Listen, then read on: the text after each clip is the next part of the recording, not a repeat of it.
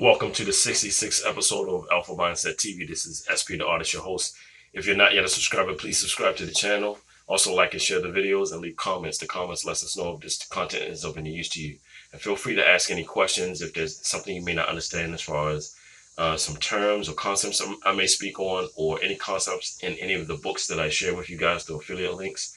Anyway, by the end of the day's episode, you're going to find out why it's important to remember these key points, because it will affect your thinking moving forward. Anyway, let's jump right into it.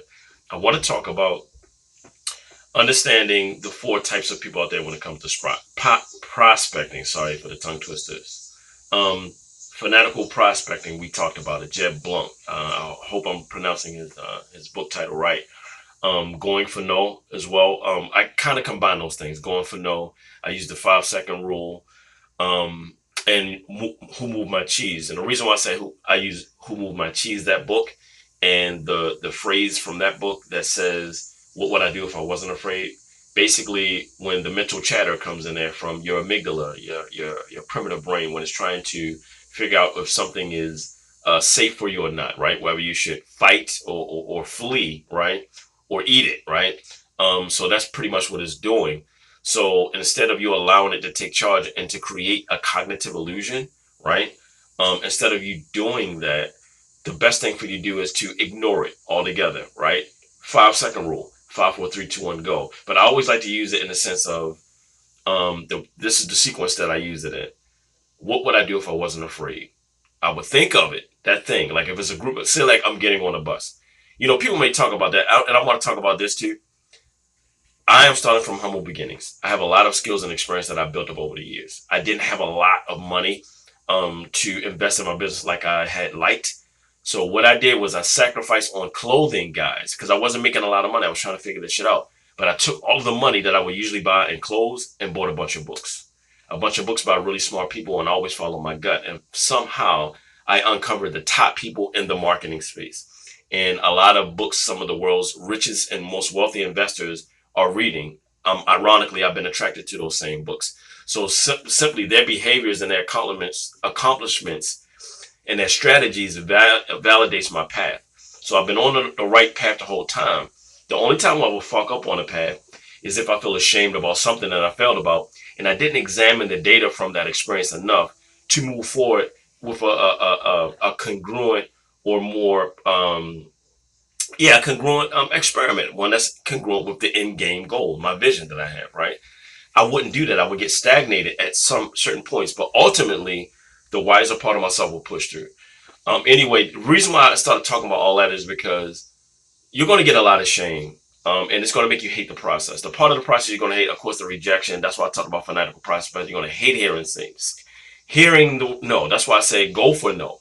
If you make a game out of the no, trying to get as many no's as you can, with the intent of communicating and qualifying people, de-qualifying them, you know, if they're not your target customer, you need to just push through the process, because what's going to happen is you're going to get better and better, especially if you're taking on coaching and mentoring by someone who's already done it, who's actually been successful and is successful in real time currently, right? So don't get shamed, because sometimes, like I said, beta mind folks, I'm checking the time, guys. Beta minded folks, they will speak abundance to get you and to trick you to buy into their ideas. And then when you don't do something that they want, they start speaking lack. In other words, they try to encourage you. If you don't already have a car, they'll down you for not having a car. If you don't already live on your own, if you're still at your mom's, they'll down you for living at your mom's. Never be afraid to start where you're at. They're using, that's from their old primitive brain. So you have to forgive them. They don't know what they're doing. Like Jesus has said, and I'm not religious. Lord, forgive them for they know, Father, forgive them for they know not what they do. That's all it is. They're unaware. And you should never shit on anyone who doesn't have the information you have. It's not about that, because once you were there too, you were creating cognitive illusions, you were making excuses, you were blaming everyone else but yourself, and you wasn't owning your BS. You must own your BS for any of this shit to work, right? So don't worry about where you're starting, the nose, or any of that shit. That's why I said 5-second rule, right? After Who Moved My Cheese, and it goes as follows. What would I do if I wasn't afraid in this moment? Like when I go on a bus and I got a pocket full of cars and I see a bunch of people. Am I going to feel bad because I'm approaching people and some people are saying no, and because some people say no and it may be audible to others that I'm concerned about how they're viewing it? Get that shit out of your head. Even if I'm feeling that, I push through that fear anyway, and I've gotten good at it. And like I said, it's a habit now, and that's why I share my experiences with you so you can understand. Yes, I'm a mindset expert, but you can be too.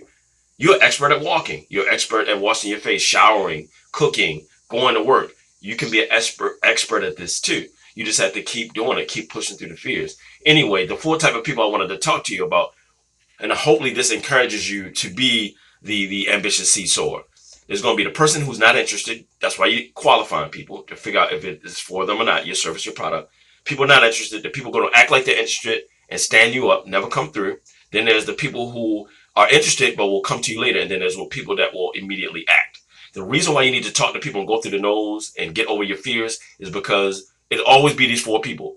But if you never go through and talk to people, you'll always, and if you're only talking to them first of activity, you'll get more of the first three rather than the last one. Those are the people that act fast. So you need to talk to a lot of people. Big samples, large samples, guys. The law of large averages.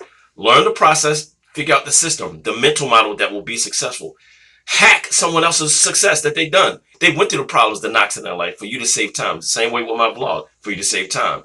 Anyway, this is SP the Artist signing out. Remember, guys, fuck what people are thinking about you. You need to get out there and prospect more. That's why your business isn't growing fast enough. I'm doing it. I'm enjoying the journey. I'm loving filling up my pipeline. And yes, I get all four of those people. But guess what? It's so sweet when those that move fast and stick around come. Anyway, this is SP the Artist signing out.